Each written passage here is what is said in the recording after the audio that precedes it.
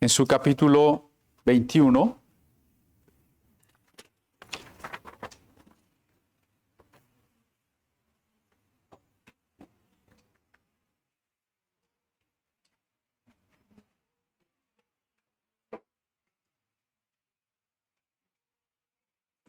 Hermanos que están hasta atrás, ¿sí se escucha?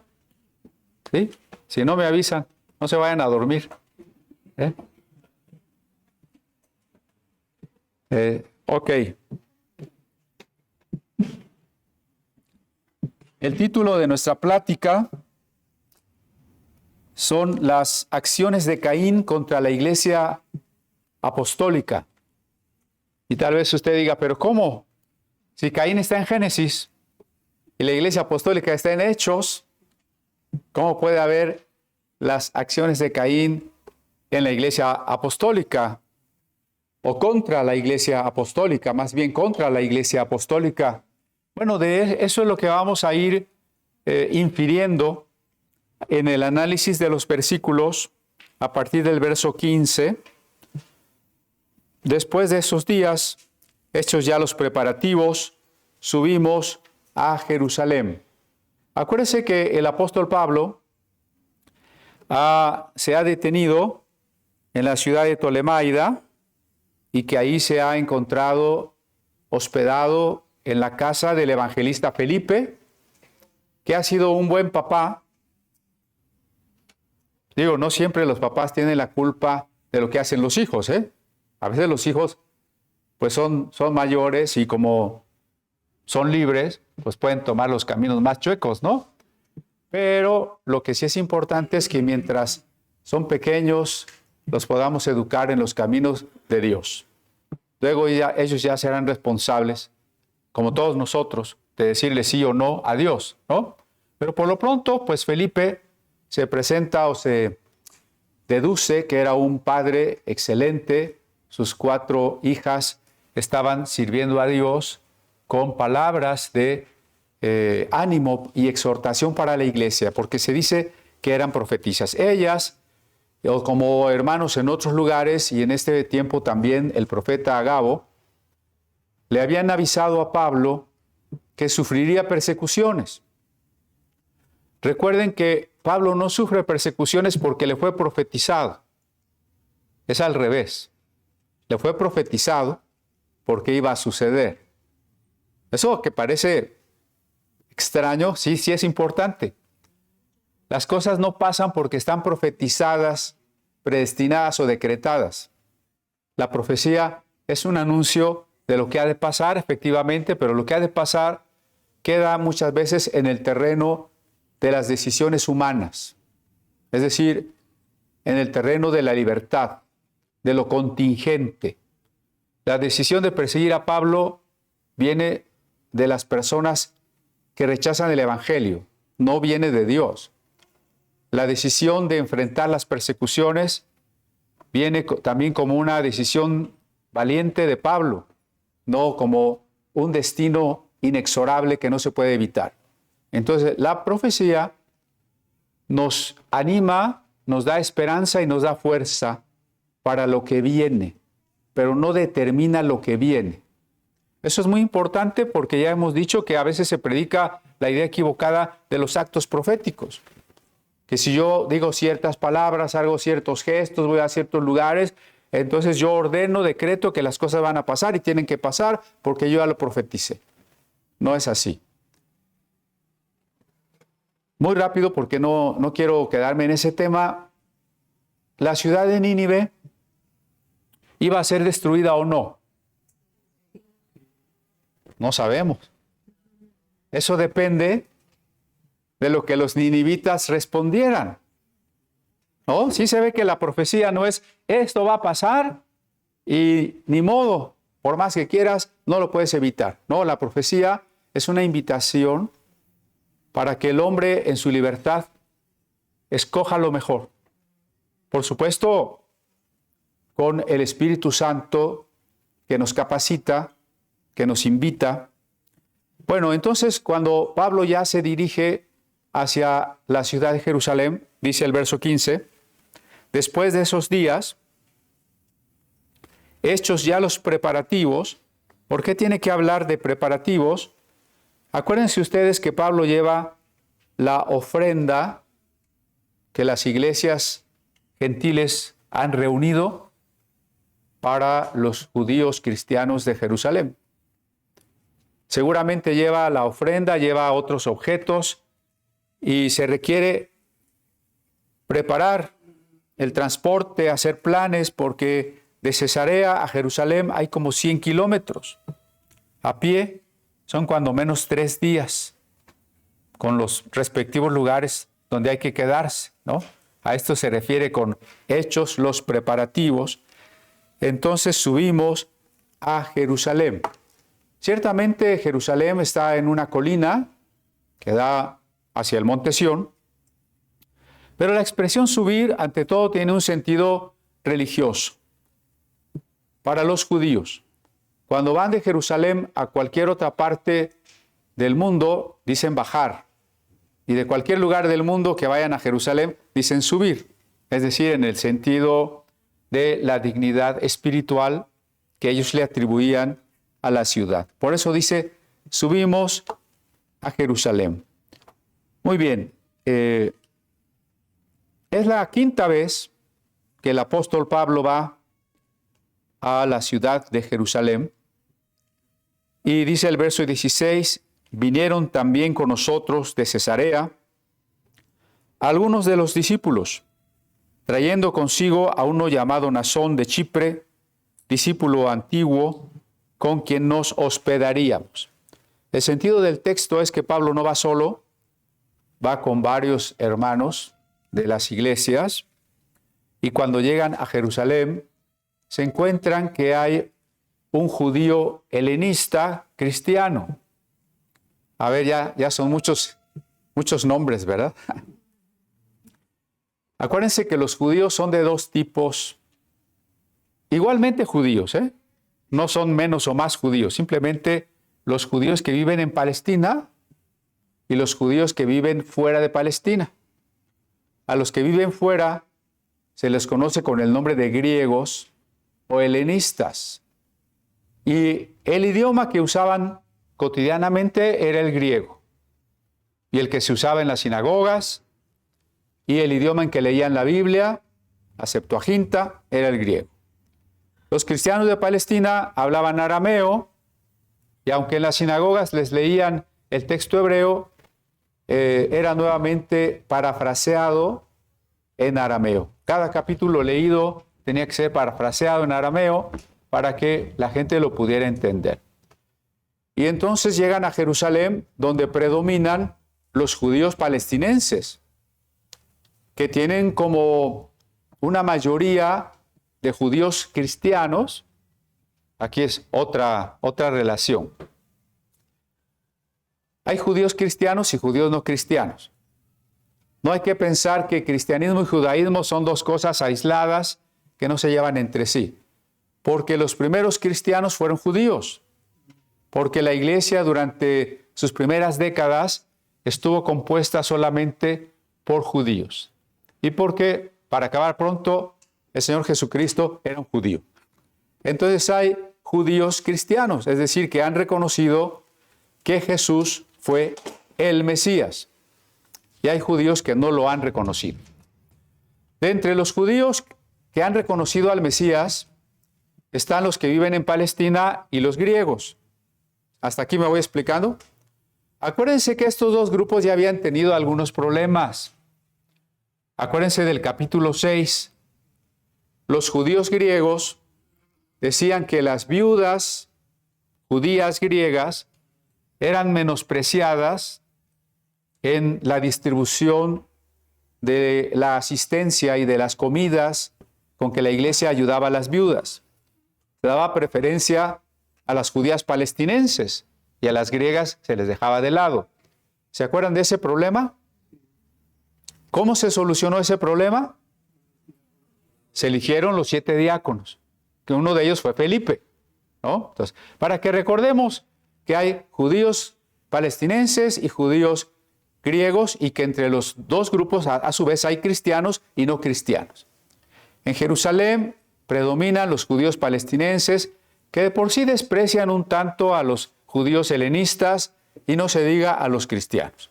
Y entonces Pablo y sus acompañantes se van a hospedar en la casa de un judío helenista cristiano. Ahora sí ya me expliqué.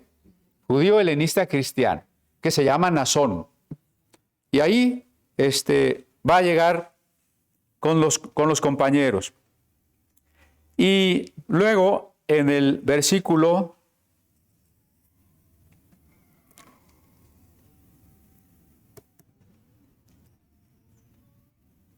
17, cuando llegamos a Jerusalén, los hermanos nos recibieron con gozo. Esto tiene un significado más profundo que el mero hecho de, ¡ay, qué gusto me da verte!, ¿no? Porque en las sinagogas, y hasta la fecha, sabemos que las mujeres se sientan aparte. Y los gentiles también. Si a usted lo invitan a una sinagoga, siendo gentil, pues no se va a sentar con todos los que son judíos. Ni mucho menos le van a pedir que haga una oración o que haga una lectura bíblica, porque usted sería un incircunciso. Que la iglesia los haya recibido con gozo implica toda esta realidad de que en la iglesia cristiana, circuncidados y no circuncidados se sentaban juntos, sin distinción.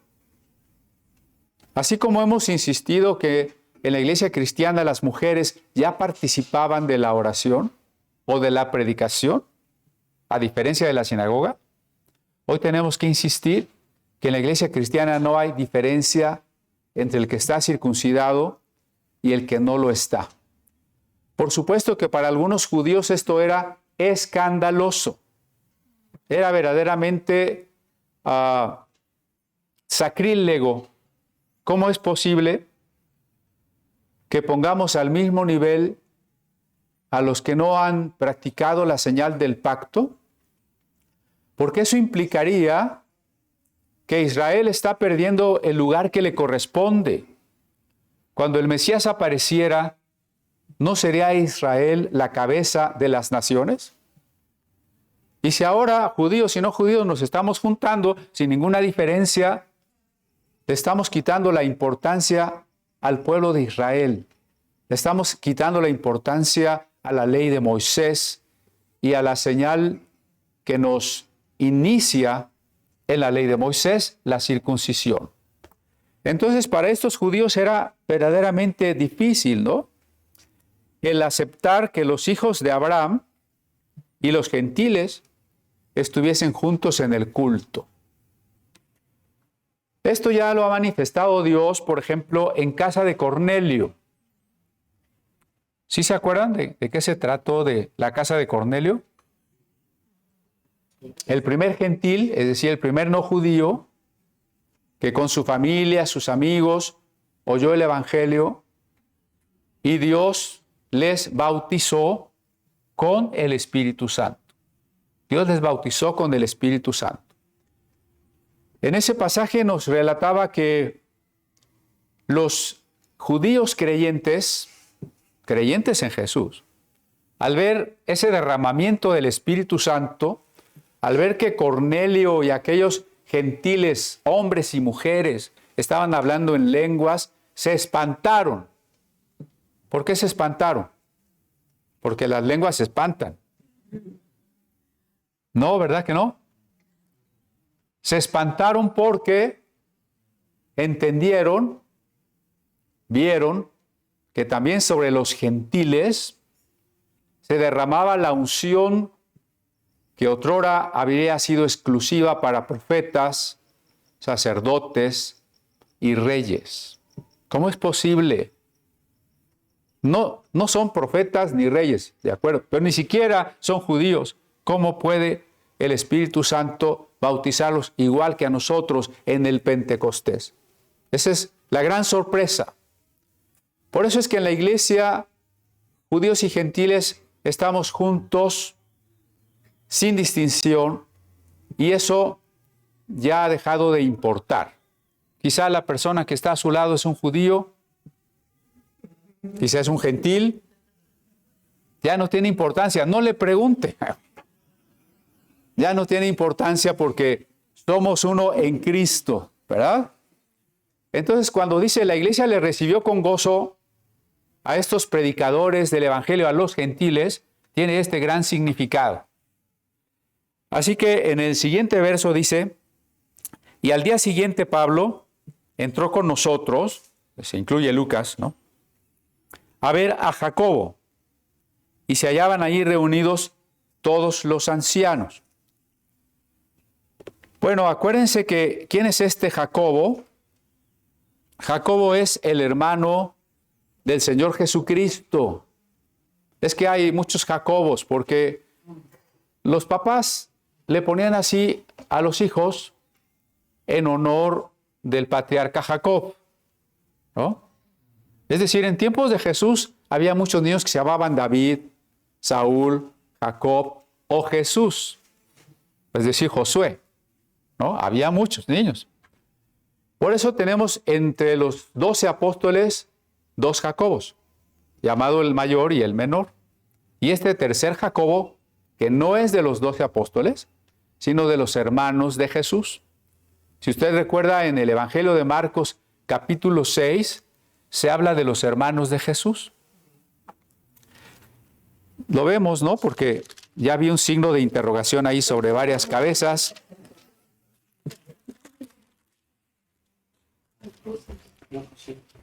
Marcos 6, 3.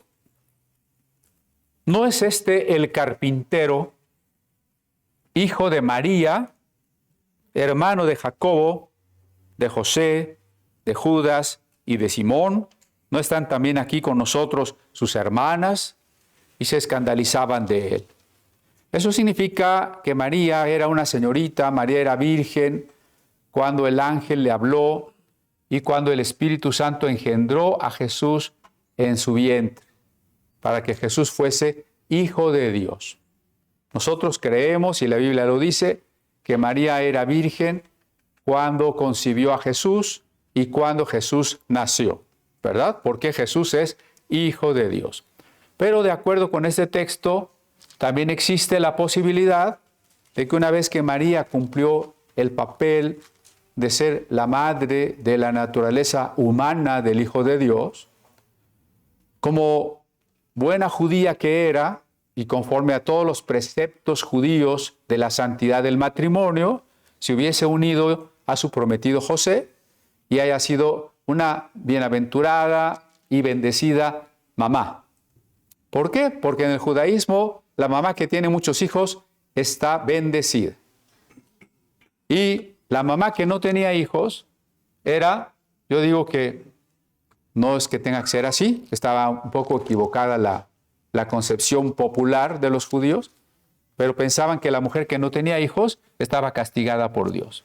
Sabemos que esas cosas no son castigos de Dios, pero lo que sí es muy claro, y también en los Salmos, que tener muchos hijos es una bendición.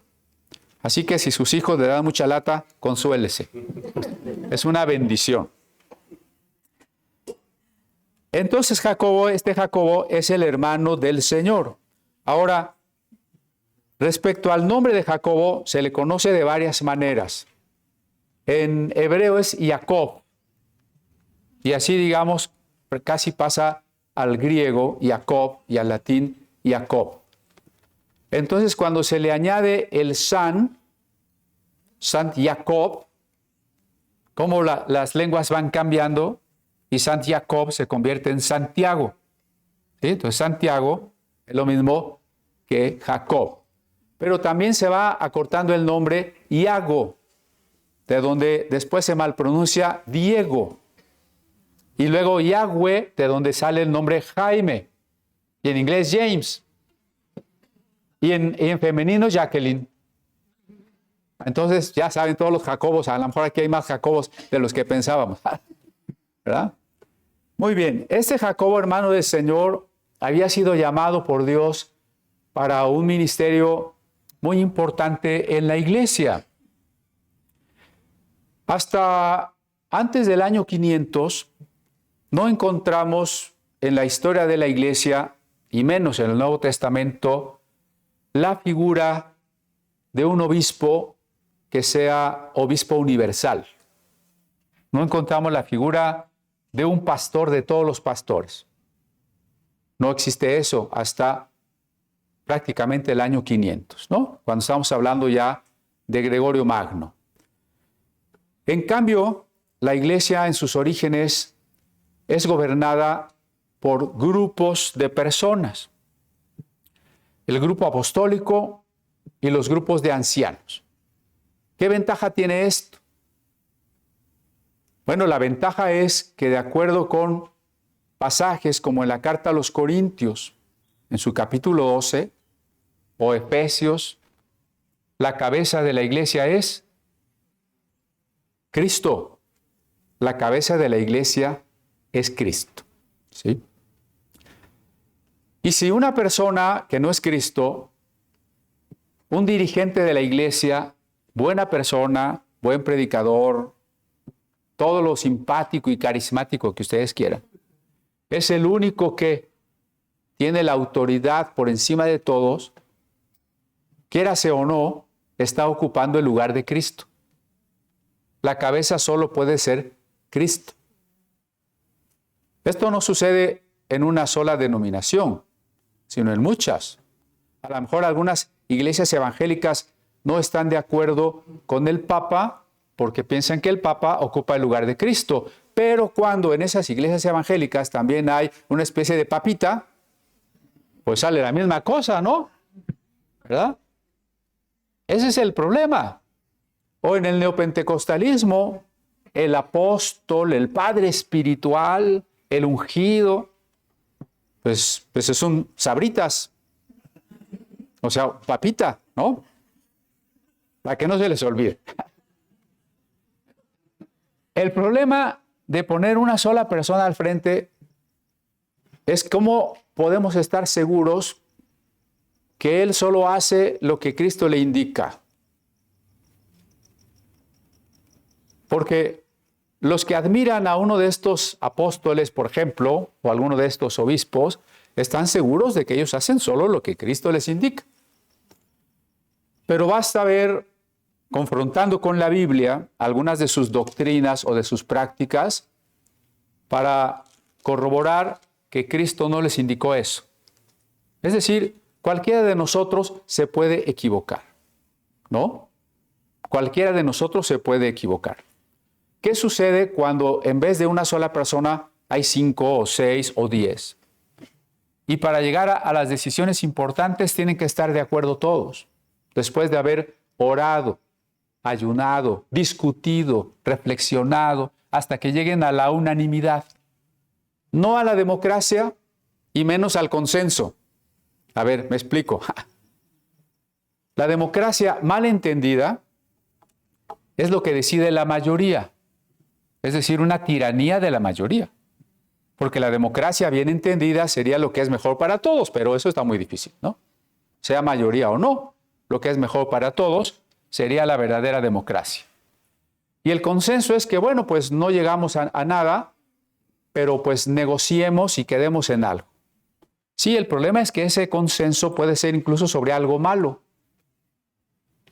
A ver, ¿qué te parece si en vez de que yo crimen organizado, en vez de que yo te ataque, te doy chance, pero tú también me das chance a mí? Ah, pues órale, démonos chance. Ahí está un consenso. No. Aquí no se trata de eso.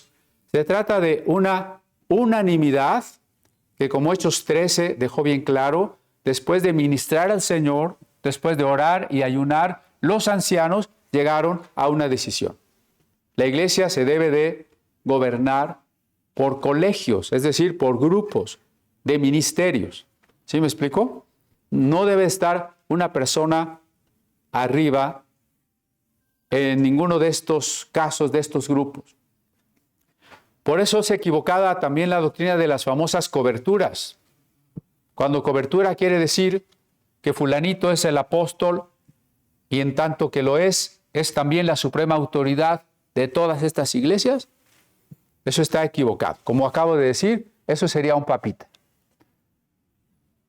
Bueno, ¿y comunidad apostólica qué? No. Nosotros, como pastores, especialmente hermano Víctor y un servidor, tenemos una comunión de pastores de las que a veces les platicamos y que este miércoles pasado tuvimos nuestra reunión allá en Ecatepec, en los cerros estos que se ven desde la autopista, ¿sí? Hasta arriba. Fue difícil llegar, casi fue ir al monte Sinaí. Pero ahí estuvimos. Hay una comunión de pastores en las que compartimos, discutimos la doctrina y estamos dispuestos, o debemos estar dispuestos, a que si otros hermanos nos dicen estás mal, nos llaman la atención, nos corrigen doctrinalmente, tenemos que aceptarlo para poder estar, como dice el texto, sujetos los unos a los otros. Y lo mismo en la iglesia, ¿no?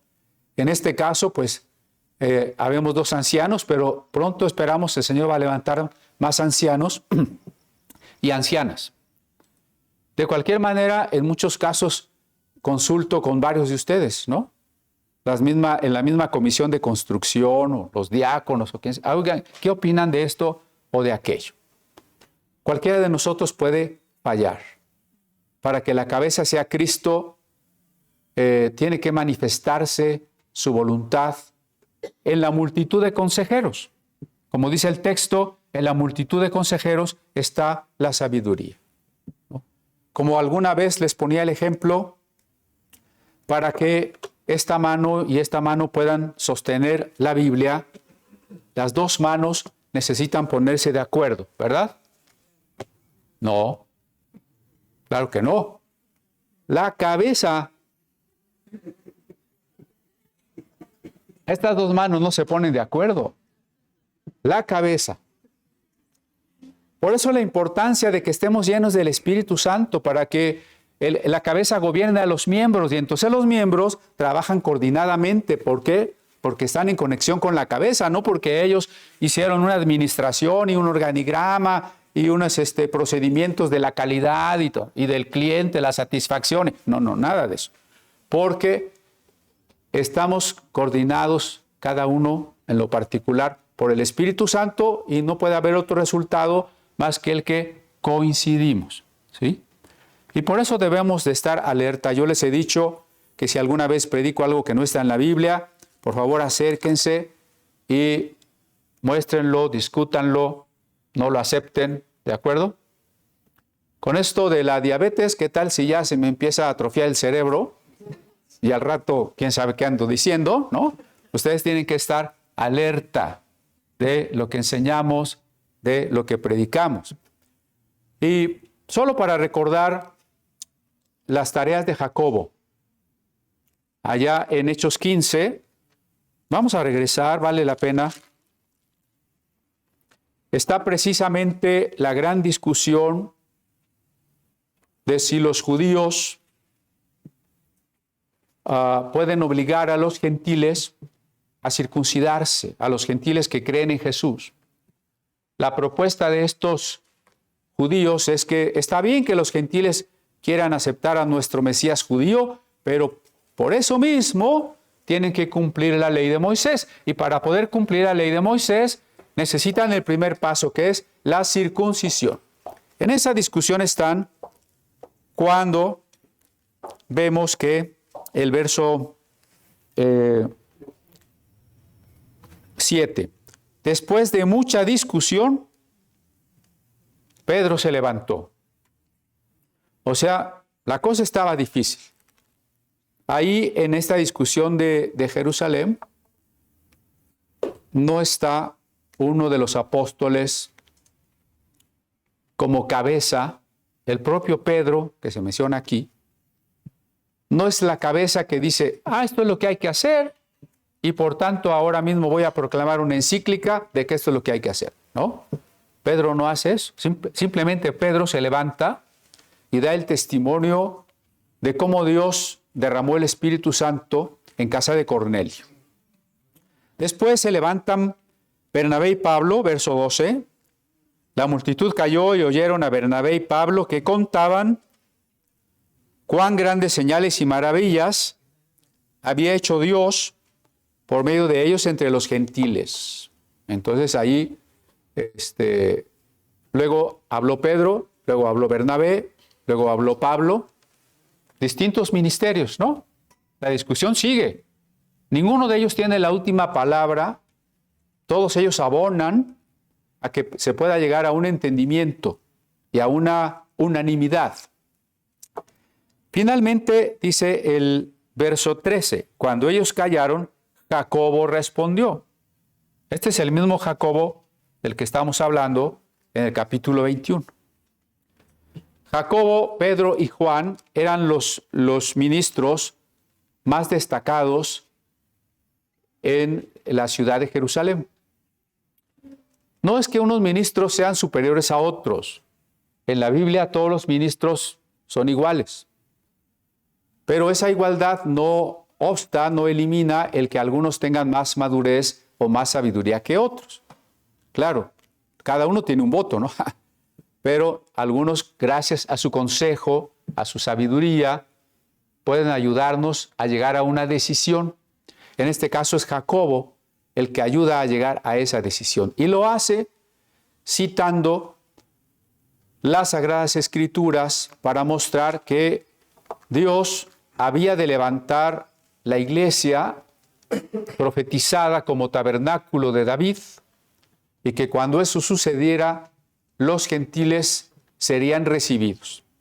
Cuando Jacobo demuestra con las Escrituras que es correcto recibir a los gentiles, y apuntalado a su argumento por la participación de Pedro, de Bernabé y de Pablo, entonces el grupo de ancianos, es decir, pastores, llega a una decisión. Escribir una carta, ¿se acuerdan de la carta? Que decía, los gentiles que se acercan a Cristo no necesitan guardar la ley de Moisés. Esa era la carta que se envió a todas las iglesias. ¿Ya recordamos quién es Jacobo? ¿Sí? Volvemos a Hechos 21. Y estábamos en el 18. Vinieron a ver a Jacobo y ahí se hallaban reunidos todos los ancianos. Es decir, el grupo de ancianos, que se puede llamar, o algunos llaman presbiterio, porque presbítero es anciano, o a otros le llaman consistorio. Bíblicamente sería la misma cosa, ¿no?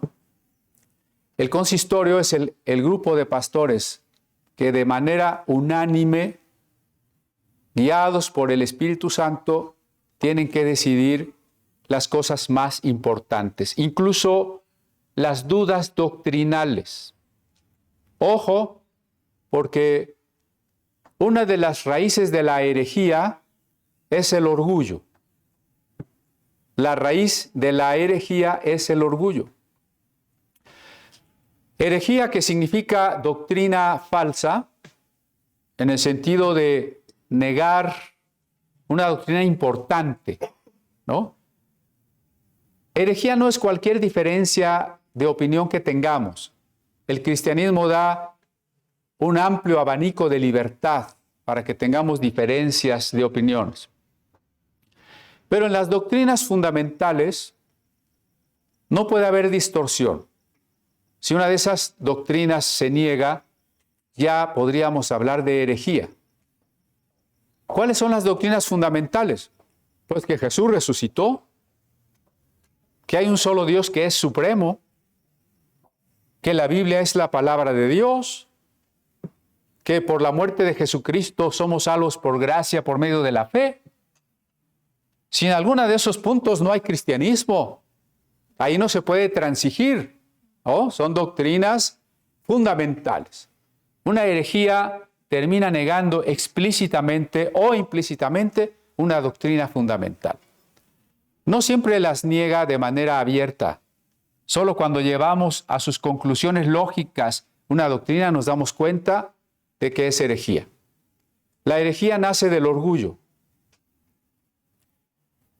En Gálatas 5 se enumera en la lista de obras de la carne. Cuando dice adulterio, fornicación, idolatría, hechicerías, etc., herejías. O sea, la herejía no era un mero error. Es una obra de la carne porque nace del orgullo. Así que cuando una persona cualquiera se levanta y dice, hermanos, hoy el Señor me reveló, cuidado. Se abusa de eso, ¿no? Hay quien todo el tiempo de la predicación está insistiendo, y Dios me explicó, y Dios me hizo entender, y Dios me mostró, y Dios me reveló, y ya salimos así como sorprendidos. ¡Ah! Nuestro pastor habla con Dios. Así yo creo que ese sí se va al Sinaí, ¿verdad? Cuando una persona pretende ser la única que tiene una revelación, la única que entiende bien un pasaje, ya tenemos que sentir ese sonidito de la alarma, ¿no? Como decían, cuéntaselo a quien más confianza le tengas. Cuidado, porque la doctrina, lo vemos aquí, es discusión de los ancianos y a veces discusión complicada, larga, hasta que podemos llegar con toda certeza a una conclusión, ¿no? Hemos insistido, como Pablo lo profetiza también, que en los postreros tiempos se multiplicarán los falsos maestros. Las doctrinas falsas hoy son muchísimas, están al alcance de todos, son muy difundidas, son muy atractivas. Tenga cuidado, tenga cuidado. Entonces allí en el verso 19, Pablo les presenta a los ancianos lo que Dios ha hecho con él, a los cuales, dice el verso 19, después de haberles saludado, les contó una por una las cosas que Dios había hecho entre los gentiles por su ministerio.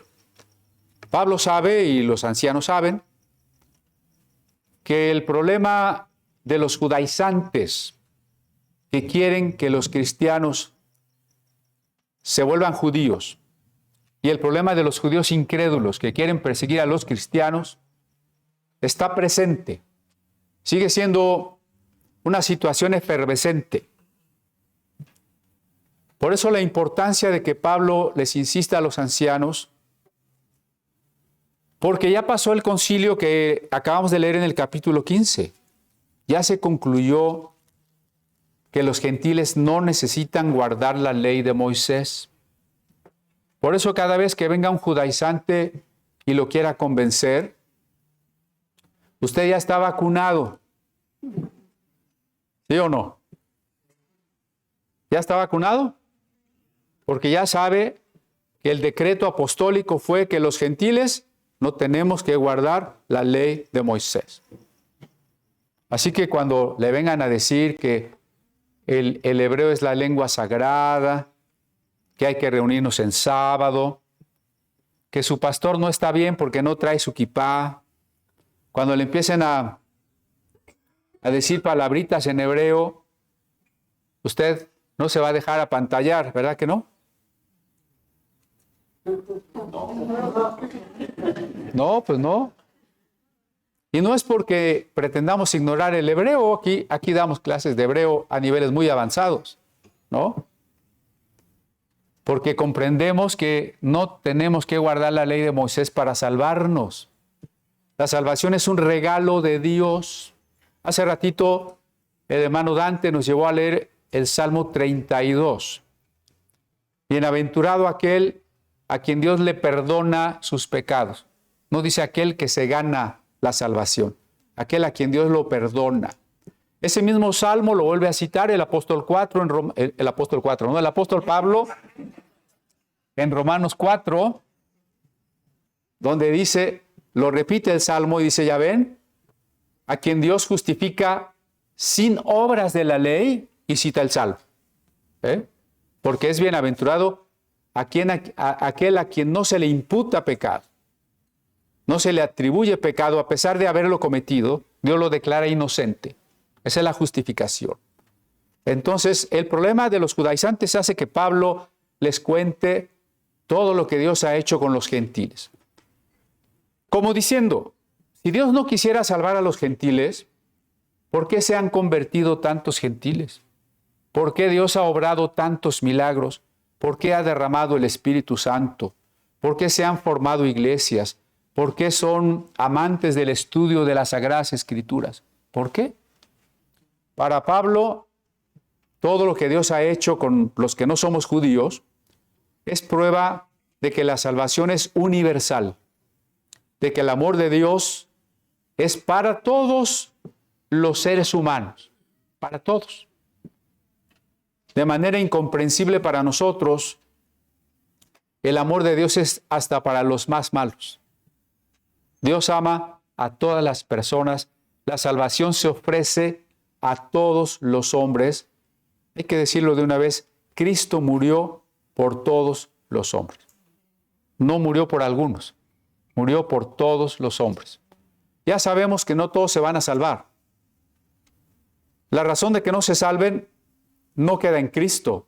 Él ya murió por todos. La razón de los que no se van a salvar es que no quisieron el regalo. Los regalos se aceptan o se ignoran o se rechazan. El que acepta el regalo, pues está salvado porque el regalo es la salvación. El que no quiere el regalo, pues no está aceptando ser salvado, ¿no? No es que Dios no quería salvarlo, es que él no quiere ser salvado. Bueno, una vez que Pablo da el testimonio, dice el verso 20, cuando ellos, es decir, los ancianos, los apóstoles, lo oyeron, glorificaron a Dios y le dijeron, ya ves, hermano Pablo, cuántos millares de judíos hay que han creído y todos son celosos por la ley. Aquí se ve que una mayoría de judíos palestinenses que se habían hecho cristianos seguían guardando la ley de Moisés. Ahora, esto es posible siempre y cuando no se ponga como requisito de salvación. Voy a poner un ejemplo muy claro. Hay algunas iglesias que prefieren reunirse en sábado, las iglesias sabatistas, ¿no? Conocidas también como adventistas del séptimo día. Los hermanos de estas iglesias que crean en Jesús como Salvador son nuestros hermanos, ¿sí? Son nuestros hermanos. La diferencia es que ellos creen que además de la salvación es importante reunirse en sábado y que los que nos reunimos en domingo somos unos paganos. Está bien, pero mientras crean en Jesús como Salvador, son nuestros hermanos. Y si un día me invitan a platicar con ellos y es sábado, pues yo voy con mucho gusto en sábado, ¿verdad? Y si nos dijeran que si les rentamos el espacio para reunirse los sábados, se los rentamos. No pasa nada, ¿sí? Pero ¿qué pasaría si dicen, no?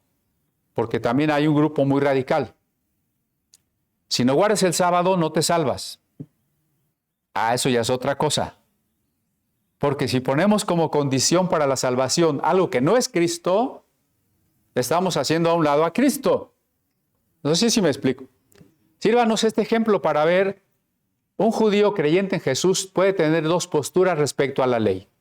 Una, Cristo me salvó, la salvación es por gracia, pero yo como judío debo seguir cumpliendo la ley. No es la postura más madura, pero es aceptable. Pero si un judío dice, no, yo creo en Cristo como el Mesías, pero Él no me puede salvar si yo no cumplo la ley, ese no es cristiano. Ahí sí estaríamos frente a una herejía. El punto es que los ancianos le explican al apóstol Pablo que hay, aquí dice millares de judíos palestinenses que son creyentes, son discípulos de Jesús, pero que siguen guardando la ley, se escandalizan, se ofenden, se entristecen si alguien les dijera que ya no hay que guardar la ley. Esto es comprensible incluso con el ámbito cristiano. Las distintas denominaciones y en diferentes lugares guardan distintas tradiciones, ¿no?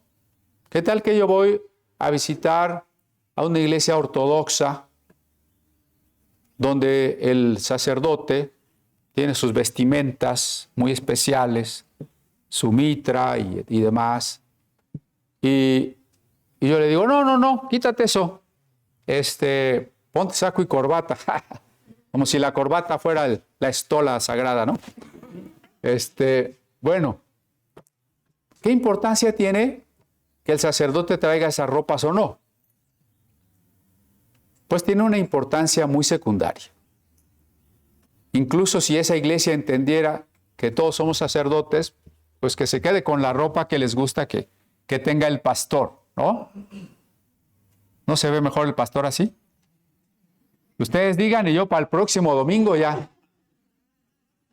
vengo más elegante.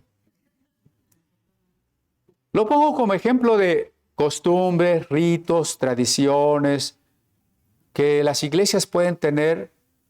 Bueno, y no pasa nada, ¿no? Si así les gusta, pues no los vamos a lastimar, no los vamos a ofender. Si estos cristianos dicen, yo sí creo en Jesús, pero yo creo que no debo de comer puerquito, yo creo que debemos seguirnos reuniendo los sábados, creo que la mujer es impura en los días de su menstruación, etc. Bueno, mientras no lo ponga en el lugar de la salvación, ¿no? El siguiente verso, 21, pero se les ha informado en cuanto a ti. Aquí informado es una palabra muy elegante, ¿no? Podríamos decir en realidad, han corrido chismes y calumnias respecto de Pablo, muchas de ellas por envidia, como por envidia persiguieron a Jesús. Que enseñas a todos los judíos que están entre los gentiles a apostatar de Moisés. Tú, Pablo, los judíos de aquí han recibido noticias, dirían ¿no? los periodistas, presuntas. Luego ni saben qué es presunto, ¿verdad? De que tú le dices a los judíos de la diáspora que apostaten, es decir, que se coloquen ya fuera de Moisés, es decir, fuera de la ley de Moisés. Y que les enseñas a no circuncidar a sus hijos y a no observar las costumbres judías. De eso están acusando a Pablo. ¿Por qué decía yo que son calumnias, son murmuraciones infundadas? Porque el evangelio no se reduce a atacar nada. El evangelio no se trata de atacar. Algún hermano me dice, ¿cómo que fuiste a predicar a una iglesia de tal confesión? Sí. Y les dijiste, les hablaste en contra de esto y de esto y de esto. Espérame, no. No, pero es que si yo hubiera ido, sí, ya no hubiera salido. Pero no es por eso, sino porque el evangelio no se trata de atacar. Si dice, es que el cristianismo es estar en contra de, aunque sea algo malo. A ver, ¿la iglesia tiene la tarea de estar en contra de la pornografía? Se me quedan viendo. No, por supuesto que no está a favor. Su tarea no es estar en contra. Recuerdo una iglesia por allá del norte, no sé si te tocó, Memo, a lo mejor es el tiempo en que tú vivías allá. Hicieron marchas por la Ciudad Juárez, contra la pornografía. Resultado, seguro ya nadie ve pornografía. ¿Qué resultado hubo? Nada. Bueno, a lo mejor un resultado. Estos cristianos son unos fanáticos. ¿no? ¿Qué hubiera sucedido si en vez de eso salen a predicar el Evangelio? Cuidado, no estamos en contra de tal corriente ideológica, filosófica, política. No. No estamos a favor, por supuesto, O sea, la iglesia sabe cuál es el pecado y lo nombra por su nombre. Pero nuestra tarea es predicar a Cristo. La acusación aquí implica que Pablo ha reducido el Evangelio a hablar contra Moisés. Y eso es falso. Eso es tramposo. El Evangelio no se trata de un estar en contra de la ley mosaica. No se trata de estar en contra de unas costumbres como la circuncisión. El Evangelio es mucho más que eso. El Evangelio es el anuncio de que en Jesucristo se ha manifestado el amor de Dios por todos los hombres. En Jesucristo ha comenzado Dios la nueva creación. Ese es el Evangelio. Cualquier otra cosa distorsiona o distrae. Recuerdo una entrevista que vi por televisión. Había un sacerdote, algún ministro de alguna religión oriental, hagan de cuenta budista, y un pastor. Y cuando le preguntaron al pastor y al sacerdote, en contraste con las otras religiones, ¿qué era lo importante del cristianismo? Ellos dijeron, la regla de oro. Yo me fui para atrás, ya saben cómo. Porque la regla de oro es correcta, pero no supera el nivel ético. El Evangelio es algo más que eso, ¿no? Si hubieran dicho, el cristianismo supera la característica de ser solamente una religión porque lo que anuncia es la nueva creación. Bueno. Pero el cristianismo es, en otras palabras, pórtate bien. Bueno, en fin. Por eso, ¿qué hay pues? Le dice en el 22. La multitud se reunirá de cierto porque oirán que has venido. Ya eres famoso, Pablo, le dicen. Y eso que todavía no se inventa el Facebook. Pero ya eres famoso. Entonces, cuando sepan que estás aquí, todo el mundo va a venir. Va a venir a oírte o va a venir a reclamar o va a venir a querer atacarte. Y entonces le recomiendan, verso 23, haz pues esto que te decimos. Hay entre nosotros 4 hombres que tienen obligación de cumplir voto. Tómalos contigo, purifícate con ellos y paga sus gastos para que se rasuren la cabeza, y todos comprenderán que no hay nada de lo que se les informó acerca de ti, sino que tú también andas ordenadamente guardando la ley. Estos versículos están muy inentendibles, ¿verdad? A ver, resulta que el judaísmo tiene una especie de costumbre que está en la ley de Moisés, que se vuelve a tratar en la Mishnah, que es la tradición oral más o menos de los tiempos de Cristo, y el Talmud, que es una literatura medieval que recoge todo eso. Por lo pronto vamos al libro de los Números, capítulo 6.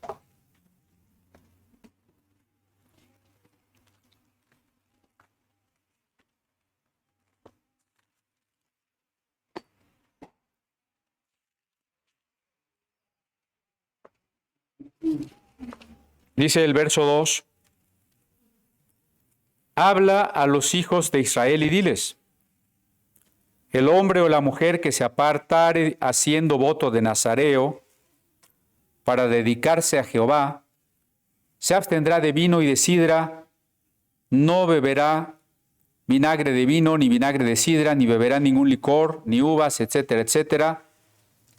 Nos da más características de cuando una persona decide que un tiempo se va a consagrar a Jehová, sin tomar licores, sin contaminarse por un muerto, aunque fuese un familiar, no puede acercarse a un cadáver, y sin cortarse el cabello. La palabra voto, que usa el libro de Hechos, bueno, en hebreo, sería neder, y por eso en la Mishnah, que les decía que es el tratado de tradición oral, hay todo una sección que se llama Nashir, bueno, dentro de la cual tenemos el tratado Nedarim acerca de los votos, que podemos traducir como promesas, gratitud, propósitos o peticiones. Es decir, ¿por qué una persona haría un voto? Se parece un poco a lo que se hace ahora en algunas iglesias cristianas, ¿no? O católicas, para pedirle a Dios algo. Bueno, no voy a beber durante un mes, dicen algunos. O voy a vestir una cierta ropa durante tanto tiempo, o voy a hacer una peregrinación y voy a llevar tal cosa. Esos son votos, ¿no? Bueno, en el judaísmo también había estos votos que se llamaban de consagración a Dios. La persona que lo hacía se consideraba un nazareo. Lo que le están diciendo a Pablo aquí los hermanos de Jerusalén, tenemos 4 judíos cristianos palestinenses que hicieron voto de nazareato y ya lo van a terminar. Porque la duración mínima del voto de nazareato era de 30 días, bueno, al menos para ese tiempo. Flavio Josefo, que es el historiador judío contemporáneo de Jesús, nos dice que se hacía el voto durante 30 días y al final se cerraba, o se daba por terminado el voto haciendo el sacrificio respectivo. Ahora, bueno, ya me fui de números, pero regreso a números solo para leerles en qué consistían los sacrificios para terminar el voto. Números capítulo 6, versos 14 y 15. Bueno, desde el 13. Esta pues la ley del nazareo el día que se cumpliera el tiempo de su nazareato. Vendrá a la puerta del tabernáculo de reunión y ofrecerá su ofrenda a Jehová. ¿Cuál es la ofrenda? Un cordero de 1 año sin tacha en holocausto, una cordera de 1 año sin defecto en expiación, un carnero sin defecto por ofrenda de paz, un canastillo de tortas sin levadura de flor de harina amasada con aceite, hojaldres sin levadura untadas con aceite y su ofrenda y sus libaciones. Pues lo más barato eran los panecillos, ¿no? Porque pues añádale las tortas y el vino para las libaciones y 3 animales. 3 animales, se dice un cordero de 1 año, una cordera de 1 año y un carnero. ¿Cuánto cuesta cada uno de esos animales? ¿Alguien sabe? ¿Cuánto cuesta un borrego? 5,000 pesos un borrego. Cuando menos le sale en 15,000 pesos la ofrenda o un poco más. ¿Sí? Póngale de 15 a ¿qué? A 25,000 pesos. No estaba fácil. Y entonces le dicen a Pablo que los tome a esos hombres con él y pague sus gastos. Están invitando a Pablo para que sea patrono de estos creyentes que tienen que cumplir un voto. Es decir, que Pablo tiene que poner como 100,000 pesos, ¿no? Bueno, eso es lo de menos. Lo que se pretende es que con ello Pablo demuestre que no está en contra de la ley de Moisés, que no está en contra del templo de Jerusalén, puesto que está participando, incluso está financiando que alguien cumpla sus devociones, las prescritas en la ley de Moisés, ¿no? Esta es la estrategia de los hermanos que le piden a Pablo que lo haga. Y entonces dice el 24, repito, tómalos contigo, purifícate con ellos y paga sus gastos para que se rasuren la cabeza. Y todos comprenderán que no hay nada de lo que se les informó acerca de ti, sino que tú también andas ordenadamente guardando la ley.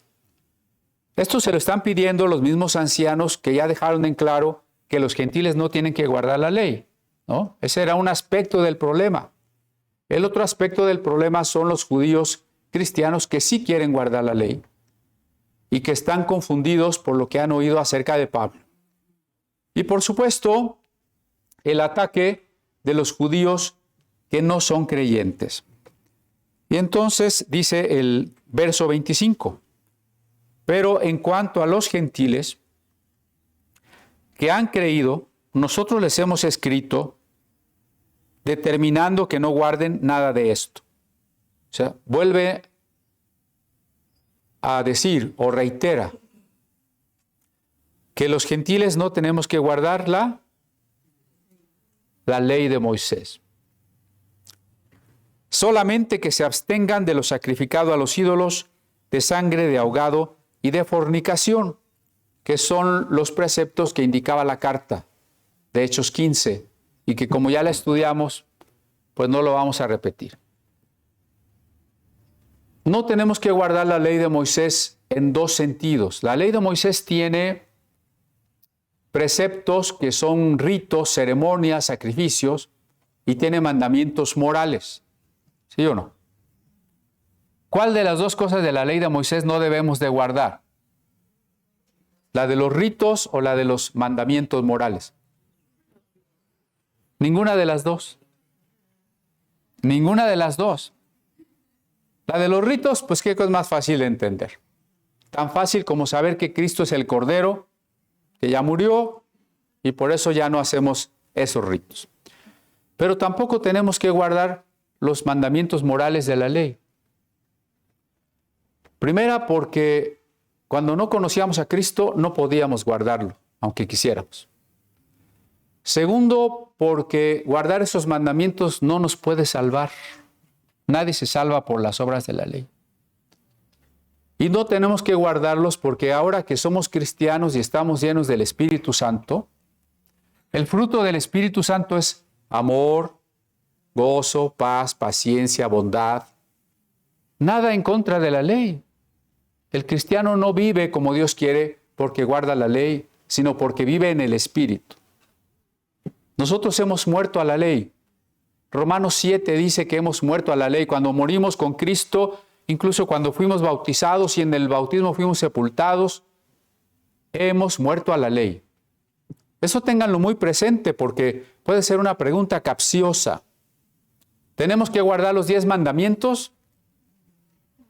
Cuando pregunto eso, la mayoría dice, sí, pues no.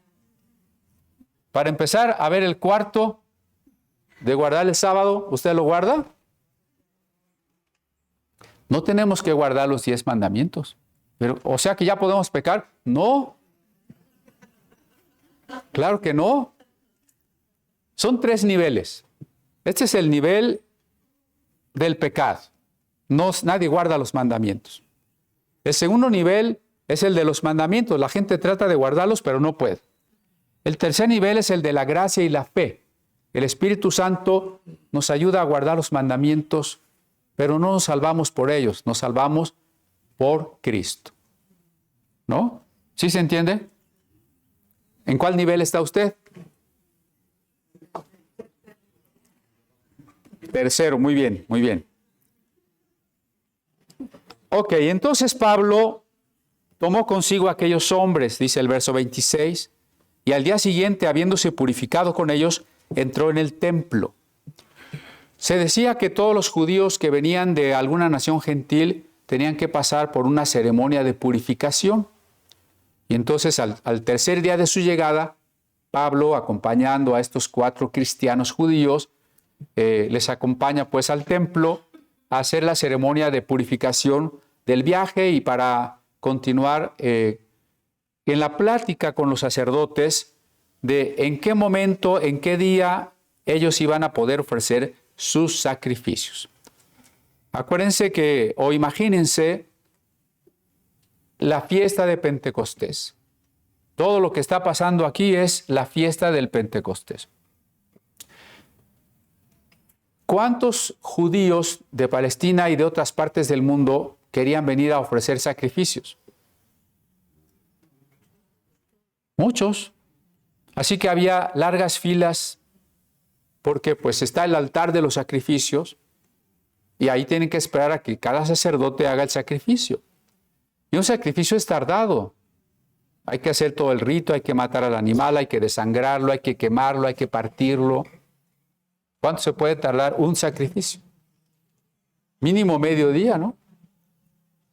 Seguramente había muchos sacerdotes, llamados también porteros en el libro de Crónicas. Se dice que en el templo de Salomón había varios altares del holocausto. De cualquier manera, había que esperar. Y entonces Pablo va con estos hombres, digamos que para hacer compromiso de cuándo les va a tocar a ellos. Y dice,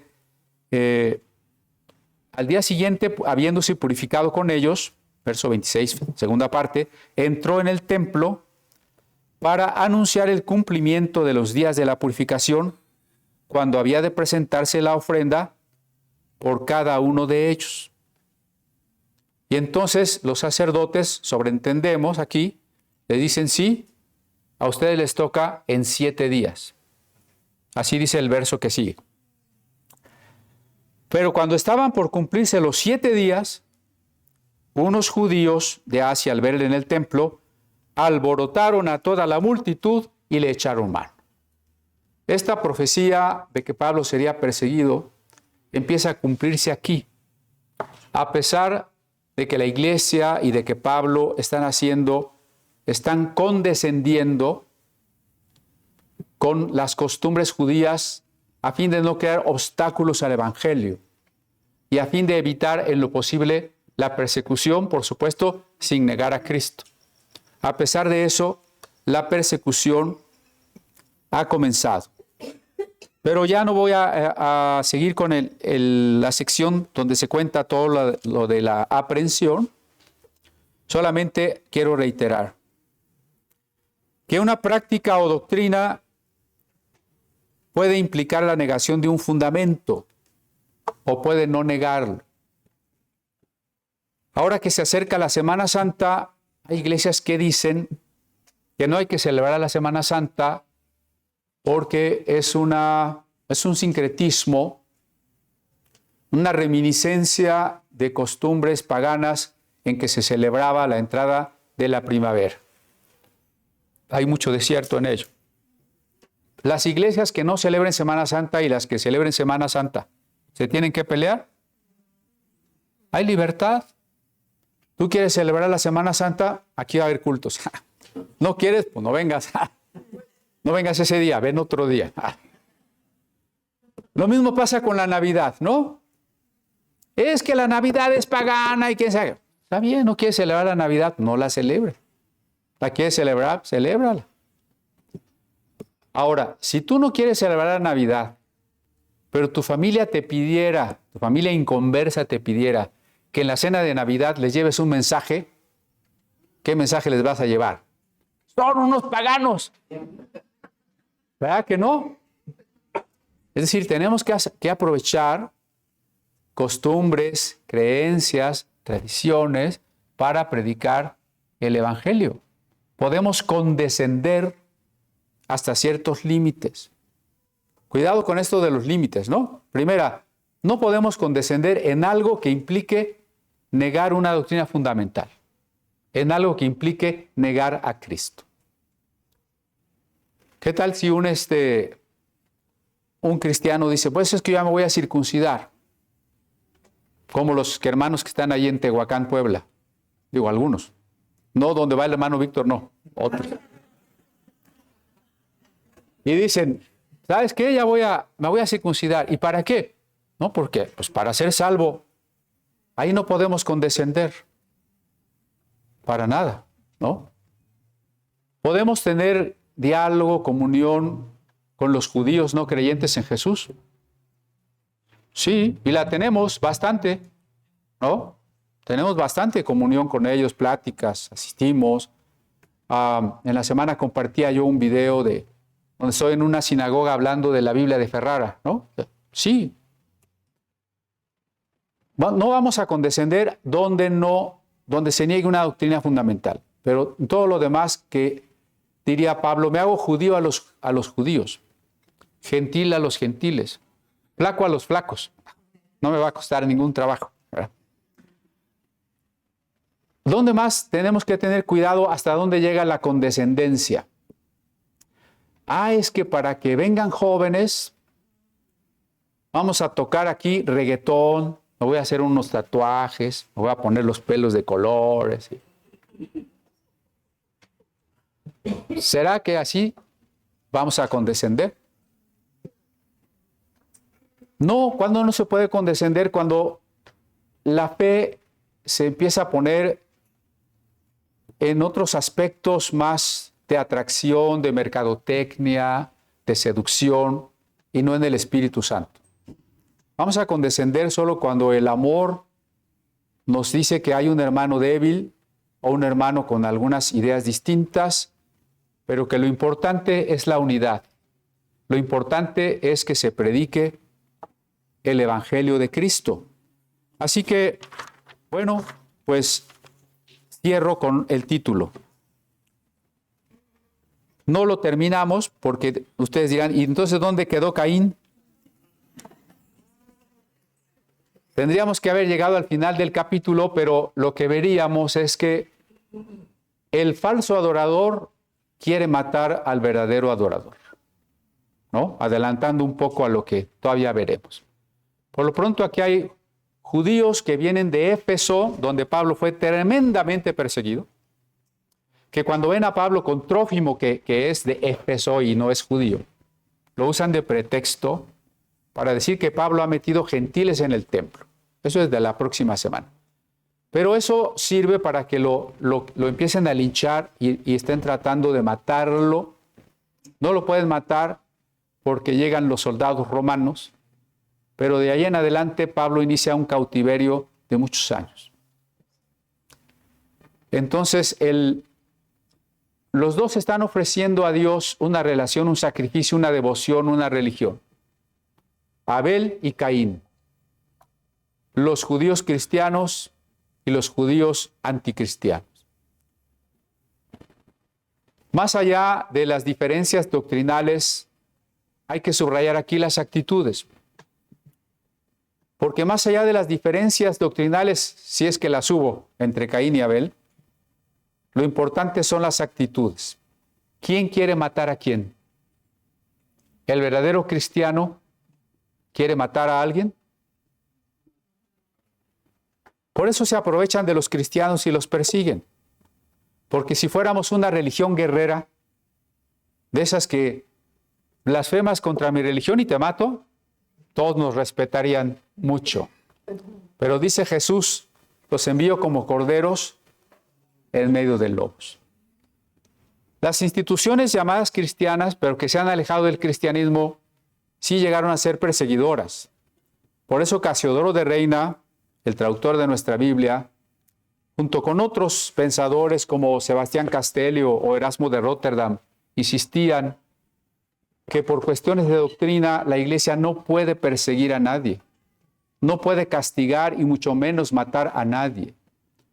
Pero el deseo, la intención, el esfuerzo que hacen los verdaderos, que se creen los verdaderos adoradores judíos, defensores del templo, de la ley y de la tradición, en cuanto a su espíritu de odio, su deseo de asesinato, nos demuestra que no han conocido el Espíritu de Dios, ¿no? Esa es la razón por la que titulamos a la plática Caín. Porque si Caín existió históricamente o no, ¿existió o no existió Caín? Pues no. Ahora sí les hago puras preguntas que les digo que no. Si existió Caín o no, ya se me están viendo feo ahora sí. Lo importante no es eso, sino que Caín se presenta bíblicamente como el prototipo de todo aquel que odia a su hermano. Caín es el símbolo del fratricida, del que mata al hermano. Pero especialmente de aquel que ofreciéndole a Dios una ofrenda, odia a su hermano. De aquel que cuando percibe de alguna manera que Dios no se ha manifestado de manera agradable con su ofrenda, se enoja y quiere atacar al otro adorador, ¿no? Esto es lo que está en el fondo de este conflicto de Pablo con los judaizantes. Pero si usted quiere saber cómo lo estaban linchando y cómo llegaron los soldados y todo eso, tiene que venir el próximo domingo para continuar. Muchas gracias.